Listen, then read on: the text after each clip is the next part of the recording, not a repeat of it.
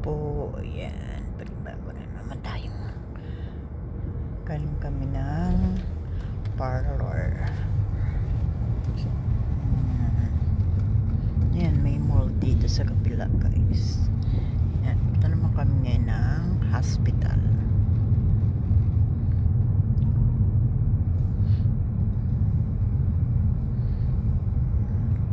Hanggat na at least nakakalabas-labas, makakapagpakuha ng video.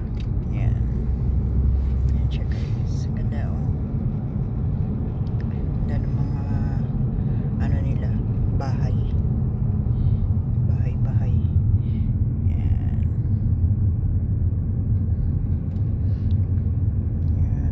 Ayan siya, guys. Bahay.